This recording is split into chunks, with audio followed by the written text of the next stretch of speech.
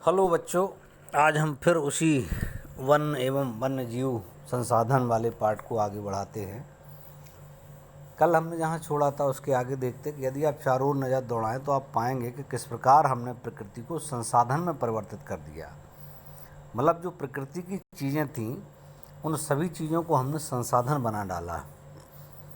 हमें लकड़ी, छाल, पत्ते, रबड़, दवाइयाँ, ईंधन, भोजन, चारा, खाद आदि प्रत्यक्ष अथवा परोक्ष रूप से वन्यजीव से प्राप्त होता है। इसलिए हम ही हैं जिन्होंने वन और वन्य जीवन को नुकसान पहुंचाया है। भारत में वनों को सबसे बड़ा नुकसान उपनिवेश काल में है। माने जब अंग्रेज़ों का शासन था तो रेलवे लाइन डाली गई, इससे वनों को बहुत ज़्यादा मात्रा में काटा गया। कृषि ने वनों को नुकसान पहुंचाया। व्यवसाय, जो धंधे, वाणिज्य, वानिकी और खनन प्रक्रियाओं में भी वृद्धि हुई। स्वतंत्रता प्राप्ति के बाद भी वन संसाधनों के सिकुड़ने से कृषि का फैलाव महत्वपूर्ण कारकों में से एक रहा। भारत में वन सर्वेक्षण के अनुसार 51 से लेकर 1980 के बीच लगभग 26,200 वर्ग किलोमीटर वन क्षेत्र कृषि भूमि में परिवर्तित किया गया। इतने ज़्यादा वनों को काटा गया। अधिकतर जनजातीय क्षेत्रों, विशेषकर पूर्वोत्तर और मध्य भारत में स्थानांतरित झूम खेती अथवा स्लैश और बर्न खेती के चलते वनों की कटाई का निम्नीकरण हुआ। बड़ी विकास परियोजनाओं ने भी वनों को बहुत बड़ा नुकसान पहुंचाया। 1952 से नदी घाटी परियोजनाओं के कारण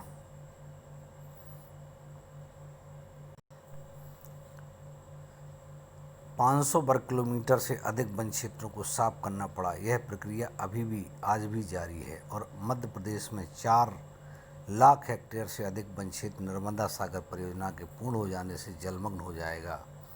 वनों की बर्बादी में खनन ने भी महत्वपूर्ण भूमिका निभाई। माने जो खुदाई होती है।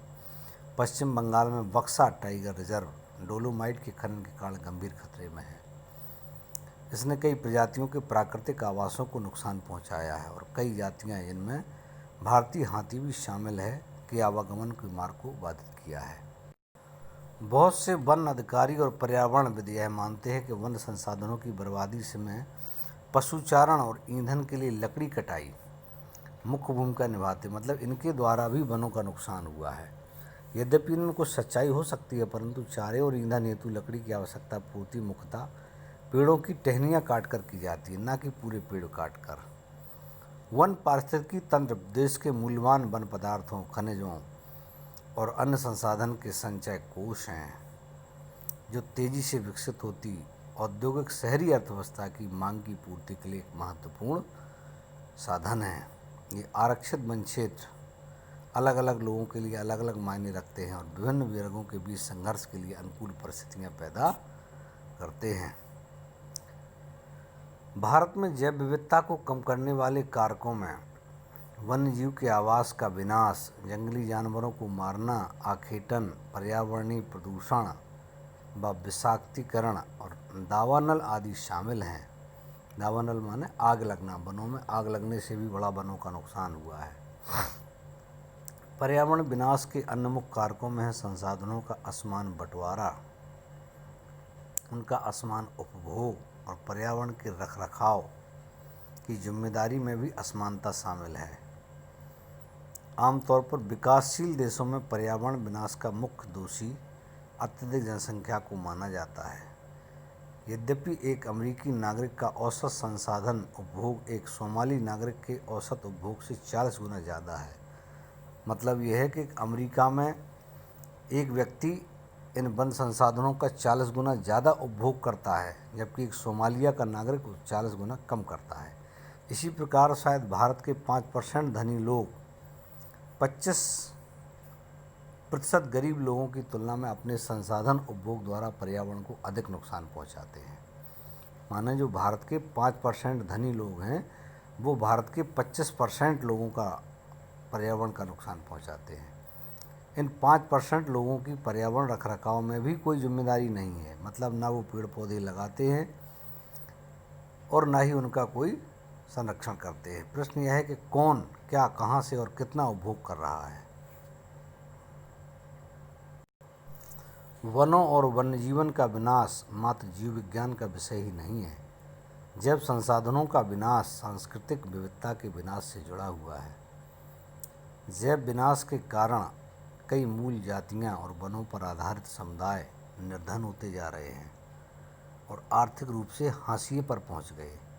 जो पहले वन्य जीव जातियां थीं वो काफ़ी इस मामले में संपन्न थीं, आज वो सब गरीबी की स्थिति में पहुंच गए और उनका जो लोग उपभोग कर रहे हैं, पैसे वाले लोग, आज वो धनी होते जा रहे हैं। यह समुदाय आज खाने पीने, औषधि, संस्कृति, आध्यात्म इत्यादि के लिए वनों और वन्य जीवों पर निर्भर है।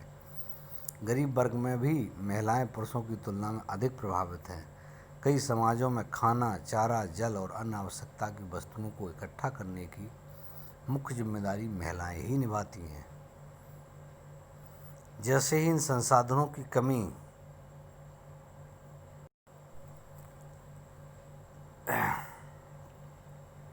होती जा रही है, महिलाओं पर कार्यभार बढ़ता जा रहा है। कई बार तो उनको संसाधन इकट्ठा करने के लिए कई किलोमीटर तक दूर पैदल चलना पड़ता है। जैसे हम देखते कि हमारे यहाँ पानी की कमी है, तो इस पानी की पूर्ति करने के लिए महिलाओं को कई किलोमीटर तक दूर जाना पड़ता है और वहाँ से पानी भर कर लाना पड़ता है और ये सारा काम महिलाएं ही करती हैं। इससे उन्हें गंभीर स्वास्थ्य समस्याएं भी झेलनी पड़ती हैं।